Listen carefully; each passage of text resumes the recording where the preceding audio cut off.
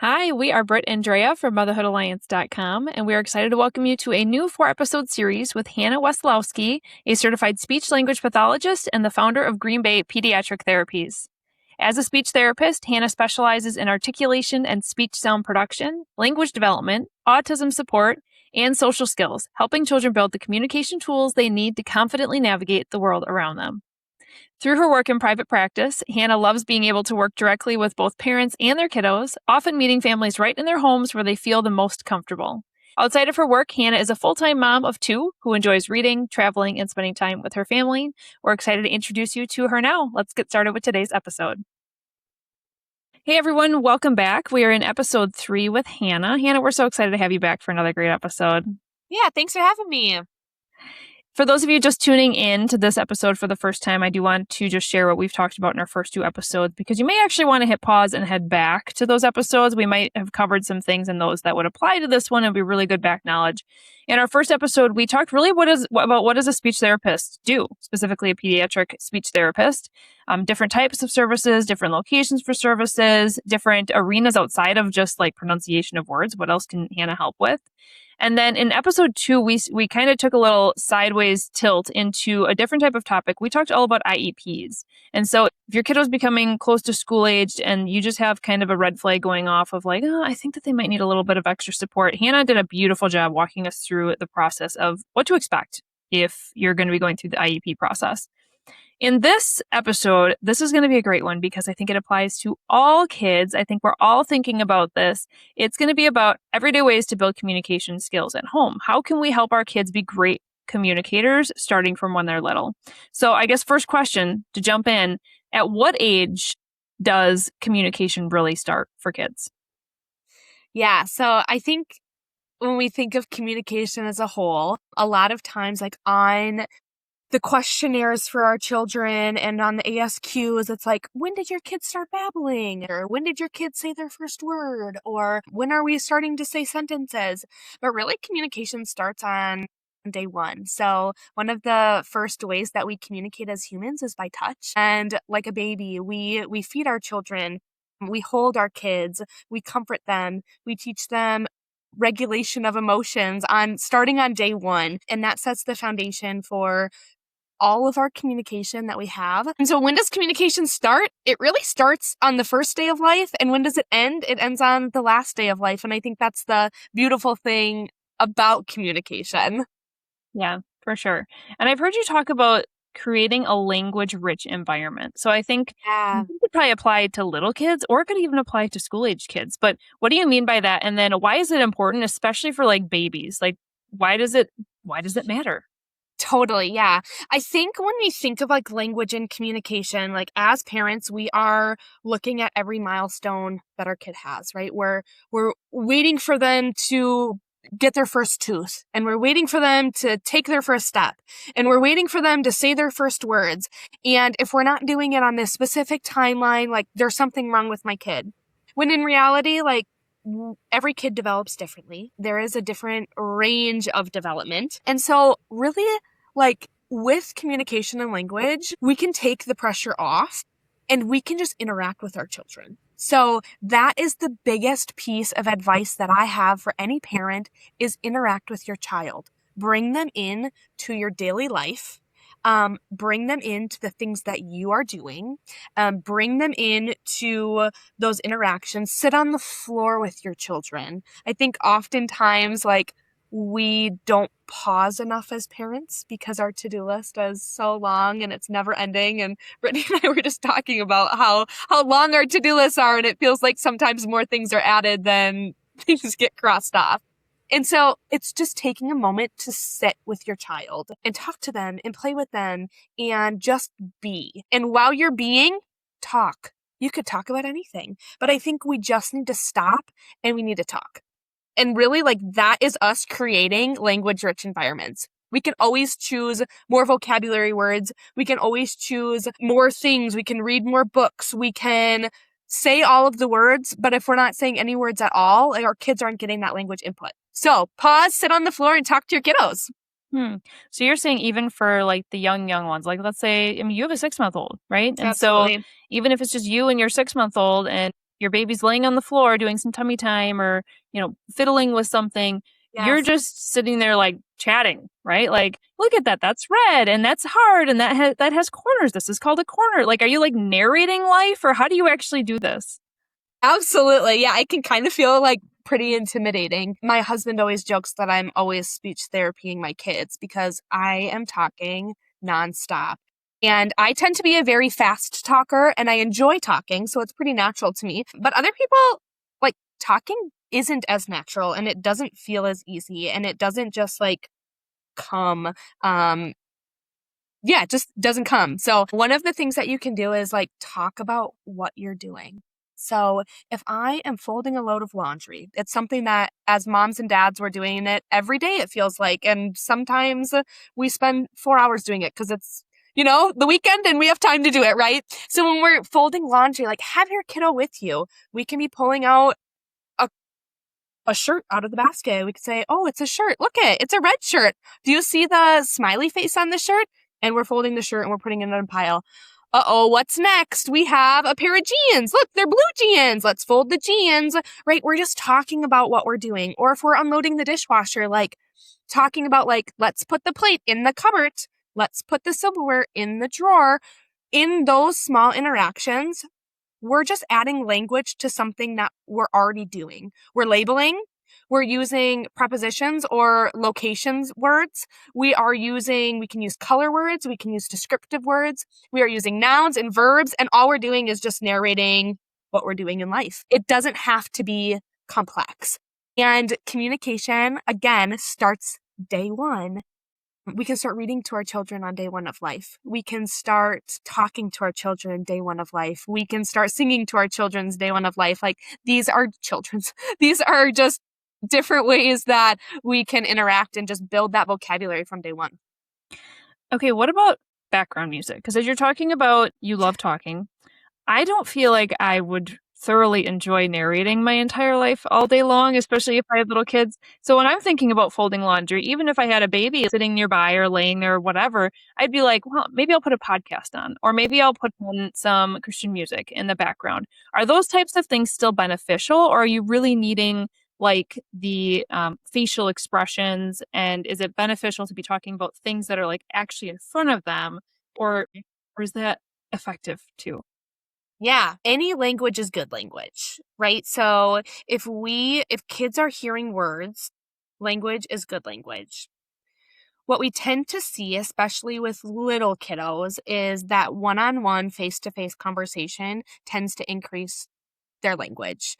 A kiddo cannot pick up, especially like on a screen, they can't pick up on the same cues as a person being in front of them.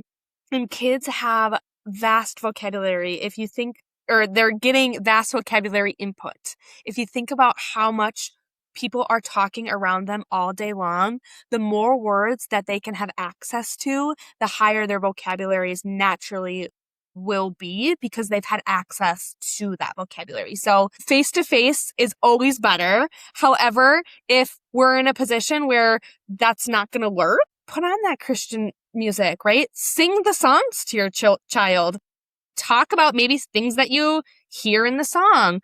Or sometimes I have thoughts. So instead of keeping them in my brain, just like talk them out loud. Like, oh, I should go do the laundry, right? I'm thinking that in my head. Mom's going to go do the laundry. That's one sentence that I just thought in my head instead of just walking downstairs.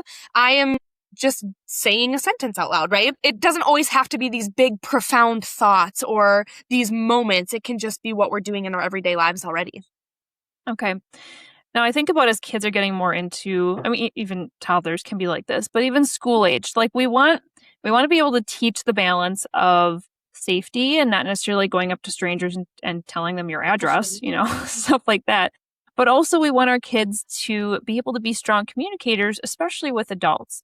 And so I'm guessing it kind of starts not only with this repetition of talking out loud a lot, but is there intention that you can do with back and forth interaction? And what would be like the age that's appropriate to really be starting to focus on?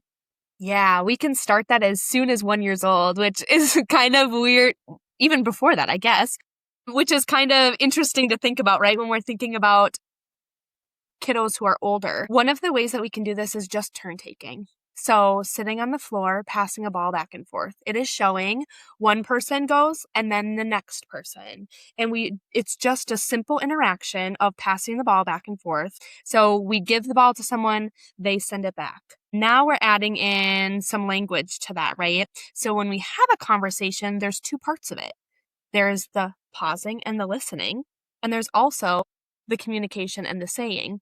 And a lot of times with my kiddos, when I'm teaching communication skills, if they don't quite have those turn-taking skills, a ball is a really awesome visual representation for that back and forth conversation. Even just bringing attention to, like, if I ask you a question, remember, like, you can ask me the same question, right? And sometimes kids just pick up on it. And other times we need to be directly teaching them how to engage in that conversation and how to not only give in conversations, but also like take. And that's that listening and communicating at the same time. Okay. Honing in a little bit more on the school age, and that's where my kids are at right now. So I feel like this is helpful because I'm in that season and you're in like the younger kid season. And so Totally. with my kids being school aged, like my son is very outgoing. And so his personality is a little bit more like he'll just like chat with people. My daughter is very shy. If she meets somebody new, she'll like hide behind me. And, it takes a little bit more, but I'm also trying to encourage her. She's one where it's like if she wants it, if we're at a restaurant and she needs another napkin, I'm like, go up and ask for a napkin. And she's like, no, you do it for me. Whereas my son would happily do it for her if needed. How do we give them confidence in communication at the same time? Yeah. So I think one of the really big ways that we can do that is through modeling. So for example, if we're taking your child needing a new napkin, we can first bring our child along with us and model like, hey, can I have a new napkin? Right? So that is me as the adult modeling that behavior. She's with me observing what's happening, right? And so she's able to see like, oh, it's not a scary process to ask for a new napkin. I'm going to ask for it and they're going to give it back. Okay, great. Next time, I'm going to go with her, right? And we're going to be hand in hand, but she's going to say the words. So we're slowly giving them more confidence. We're slowly giving them more skills. But the first step was us doing it. So the next time she's asking for that napkin and we're standing with her, right? And eventually we'll get to the point of like, oh, I can do this, right? Like it's not scary to walk up to someone. Like it's their job to serve you in that instance. So a lot of it has to do with like first modeling, walking through the steps, and kind of, we call it scaffolding. So scaffolding, if you think about like when you see scaffolding on the side of a building when they're painting, there's different levels of it. So it's the same idea. So there's different levels of support. And as we support our children in those communication opportunities, we can just like continue to take steps back until they feel like they have the ability to do it on their own. Another good example is calling for doctor's appointments, calling for, if we're thinking about kids who are going to be 18. I remember for me, when I was in high school, that was one of the most terrifying experiences. And I think it was just because like I didn't ever do it. I have an awesome rock star mom and she just like always set up all my appointments for me. And then I went to college and I had to call for my first doctor's appointment. And the amount of anxiety that I felt was through the roof because I never had to do it before. And now I'm at college by myself without my mom sitting next to me, right? And I'm having to make this phone call where it would have been helpful if I was in high school and I would have listened to my mom make that phone call. And then my mom would have been sitting next to me and I would have made it. And then she could have like walked me through like, oh, mom, I have a question. I don't know the answer to this. Like, can you help? And she's there as a clutch for me to call on if I need it, versus me being at college away from that support and then having to do this because now I'm an adult. So it's just thinking about like, as an adult, what are some of those communication opportunities that we have and how can we support our kids while they're still in the comfort of our own home, while they're still in our environment, right? And it's the same at any age. It's just the situations and the scenarios and the situations look different. I think what you're making right now is such a great point. because I think about how technology has really helped us stay in our comfort zone. Great Absolutely. example is myself. I would much rather text a service person than Mm-hmm. call them. Mm-hmm. And so, like, what you're saying right now is, I think we do need to take a step back in our current society of technology and almost like give our kids opportunities or make them take opportunities that are going to put them outside of their comfort zone. And then when they're Absolutely. adults, they're going to have to make their own decisions on how they Yep. handle these things. But I do not like making phone calls. I'd rather order Domino's pizza through the app than call the store. And it's like, well, there's also kind of a problem in that. Okay, so we're kind of all over the board with ages here. So you can take this question in whatever age group or maybe different age groups. But what are some things that maybe parents are doing that could be detrimental to speech? What are some things that we should not be doing? Yeah. So if we're thinking about like my brain goes to younger right away. When we want kids to talk, oftentimes we can ask the question, what's this, a lot, right? We want to see like, what is the knowledge that they know? What are the words that they know, right? Like, what color is this? And we're waiting for them to say red. What is this? It's a ball. What is that? It's a bird. What is on the floor? It's a book, right? Like we're waiting for them to say a vocabulary word because if they say it, they know it, and like that's a really cool thing. However, we are teaching our kids to be reliant on these prompts, right? And so again, I'm jumping back to modeling. Instead of saying, like, what is this? We can say, look, a book, right? We could say it again. Oh, look, a book. I see a book. The book is on the shelf. In that 20 seconds, I just said the word book 4 times, right? So I am adding meaning to this item in their world. And the more that we say vocabulary words, the more that we're giving a name or a label to what the item is. Then when they do say the word, right? If we say the word ball, oh, you're right. It's a red ball. So we can repeat back what they said with adding more vocabulary to that one word, right? So ball, yeah, red ball. Oh, and then they say red ball. And we're going, yeah, big red ball. So now there's 3 vocabulary words when it was 1.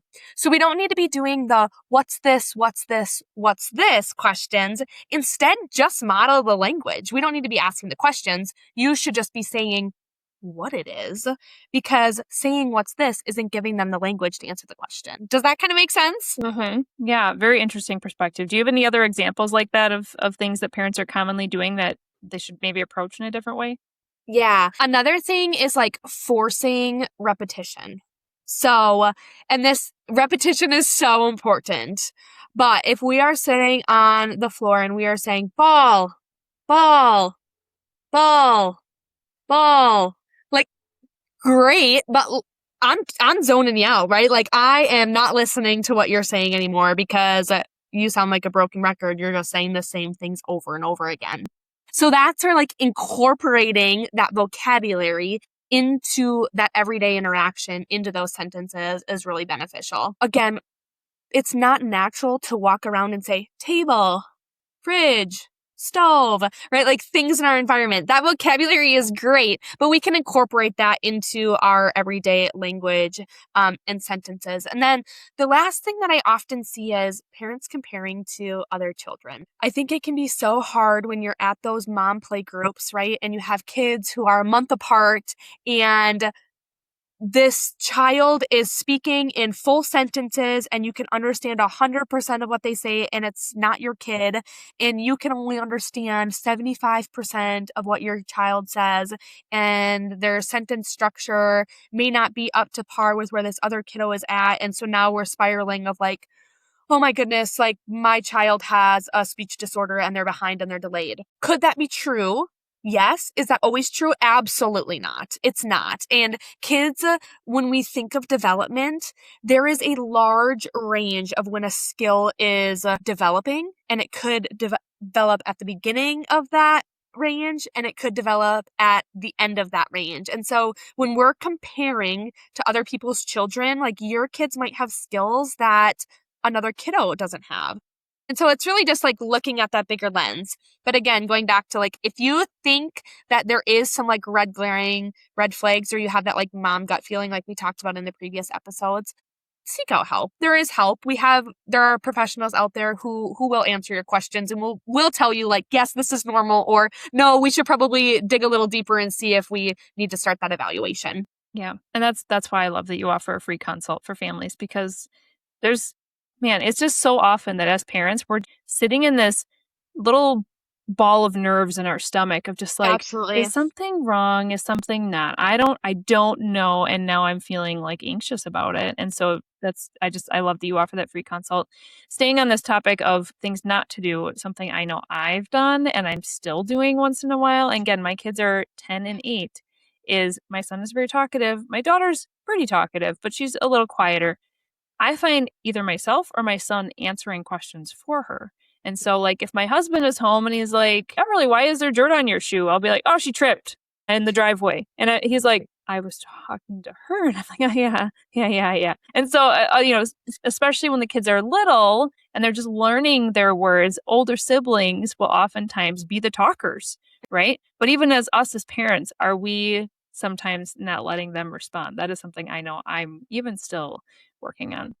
Absolutely. Oh, I do it too. Again, it's like us talkers, right? Like we are just always looking for an opportunity to have a conversation and to jump in. Yeah. And I think giving that wait time, it brings me to another point of some kids just take a longer time to process. If you ask them a question, like they might be processing and thinking about what that question is and thinking about an answer. And if we're jumping into the next answer or the next thing right away, like we're not giving them time to think about their answers and develop those sentences in that language.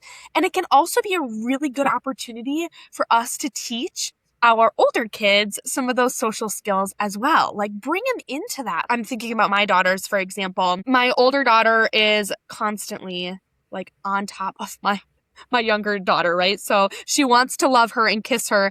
And sometimes it's like, okay, we need to create space for you physically. And that's right now. But as she starts talking, my oldest child is a talker as well. So I can foresee in the future her talking for her, but teaching her like, no, we're giving her time to talk, right? We're creating that space and having those conversations. It's teaching naturally those social skills to our older kids as well. Because like we think even long term in the work environment, we could have thoughts and sometimes we have to pause our thoughts and we can't always say our thoughts in the middle of meetings. It's a communication skill that we learn as we grow up in the workplace, but we can start that as young as 3 years old with their siblings. So language is interconnected throughout all stages of life. Yeah, it definitely is. Now, to finish out this episode, I do want to just touch back on the technology train. And I'm guessing that you said that in our first episode that you work from littles all the way up to 18. I'm guessing a lot of your work is more with the younger kids or like younger school aged. But I'm even thinking about the impact of how what we watch impacts our speech. And so as parents, we can be working so hard on these skills when they're little. And then as they get older, they get to pick, a couple more TV shows and they're starting to pick up on how their friends talk and how these TV shows talk. And not just like words, obviously, like you don't want your kids learning swear words from the bus type thing, but even just social skills. Honestly, because I do feel like in today's age, teenagers would much rather text the friend sitting 2 people down at the lunch table from them than they would want to lean over, tap them and talk to them. What would be like your words of wisdom for parents when it comes to helping them maintain and value social skills as they get older? Yeah. Our children are sponges and they're observing the world around us. And I think sometimes as parents, like, again, modeling, what are we modeling within our home environments? And I'm guilty of this as well. So are we sitting on the couches scrolling on our phones while our kids are playing, or are we engaging with our phones? Like what behavior are we as parents modeling? And again, we all need a break. You can catch me on the couch too. But what are we modeling? Are we valuing communication within our homes? Are we sitting at a dinner table or maybe not even a dinner table? Are we outside? Are we engaging? Are we talking? Are we teaching the value of communication starting at the age of 3, which then impacts us in our later teenage years? I think that the more technology that there is, like you're saying, Brittany, the less social communication that we need to have. However, there are moments where we have to communicate. We are humans and we get so much value from life by connecting with others. And how do we do that? Like, what's going to fill your cup, sitting and texting on a phone or sitting and having a conversation with a friend over a cup of coffee? For me, it's going to be having a conversation with a friend over a cup of coffee. And I think like as parents, we can just continue to guide our children and to continue to model those opportunities for rich communication within the homes. And we only have our babies with us for so long, right? And like when they turn 18, my babies are little, so I have a long time yet, but like life goes fast. I had a 2-month-old the other day and now she's 3 years old. So life moves at a quick pace. So how can we, sit with our children and teach them those communication skills and create moments where we can be without our devices and technology and all of the things around us to just connect. Yeah. And I think even as the kids get older, it goes back to your original example of like the exchange with the ball, right? Absolutely. And how even if we have older kids, they notice if we're paying attention to what they have to say and if we're finding value in what they have to say. And if I'm like looking at something on my phone, say it's really important, say I have to text somebody and finish that text. If they're standing next to me going, Mom, Mom, Mom, Mom, Mom, they're noticing that I'm not looking at them. And granted, this is a boundary we have to teach our kids. We're not available at every single second of the day, especially when they're little and they're saying, Mom, watch this every 3 seconds. Totally. Yeah. You have to have your boundaries. But at the same time, are we being good listeners? Are we teaching them how to receive communication well? And especially when it comes to making eye contact, right? This is something I know I can definitely work on. Because as adults, we come across people and we're like, man, that person is such a good listener. Yeah. I just felt very heard. And that's because they were so present in that moment, making eye contact, maybe asking intentional questions or, there's different communication skills we can develop as we get older.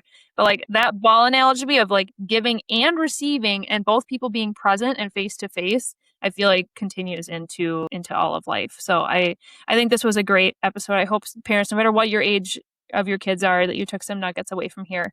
And I know on your website, you do talk about the services that you offer. You offer speech therapy, language, social skills. I've kind of been talking about these, but you also have a little section on there that talks about parent coaching.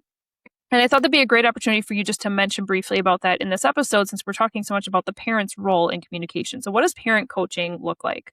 Yeah. So in parent coaching, it's really just me with another parent, another adult, and us talking about anything communication. Parents don't know what they don't know. And as a mom, like I find myself being like, what don't I know? Is my child supposed to be doing this at this point? Like, what can I do? And I'm on Instagram searching up reels to like try to get more information, or what's right, what's not right. How do I know this resource says this resource says this? Like, am I enough? Right? Like that's ultimately what it comes down to is like, am I enough as a mom? And am I giving enough as a mom to my children? And sometimes I just wish I had a person who could sit across the table from me and say like, yes, and here's something else that you can do if you're looking for that. Or you're confused on my kiddo has autism and we can't connect. What can I do? Like I need someone to tell me what to do because I don't have the mental capacity to figure it out anymore. Let me sit across the table from you and take that off of your plate. And that's really like my main goal in that coaching is what can I do for you? What can I take off of your plate to support you as a mom in communication with your child? I might not always have the answer, but I'm always willing to collaborate and connect and look for that answer for parents. So yeah, just a service to take something off of mom's plates or dad's plates because it's a lot being a parent. I love that. I love that it's not just like, specifically if they're coming to you for one of the therapy options, it's not just like in the door, okay, we're going to work with the kid, okay, peace out. It's like solid communication with the parent. I'm making sure that they're comfortable, they feel informed, they feel empowered, and then giving them tips and tricks that they can keep working on it, right? In their own home. So that's awesome. All right, this was another great episode. Thank you, Hannah, for joining us for 3 episodes so far. We do have one more episode coming up. We're going to be narrowing the niche a little bit. This is going to be a specialized episode for those who have a kiddo diagnosed with autism in their life. And how do we develop communication skills not only for that child to be able to communicate well, but for us to be able to communicate with them. So this is going to be a great episode for parents. This is going to be a great episode for caregivers, anyone who really is around kiddos with this type of diagnosis, no matter what area of the spectrum they're on. So we got one more episode coming up. Thanks, Hannah. If you enjoyed this episode, would you consider leaving a rating or review or sharing it directly with a friend who could benefit from the information? We know that you're a busy mom or caregiver, and our goal is to make your life easier by bringing tips and tricks directly from experts into your earbuds. By sharing this episode with someone you love, you can play a critical role in helping to make their life easier as well. We appreciate your time, and thank you for being a part of the Motherhood Alliance family.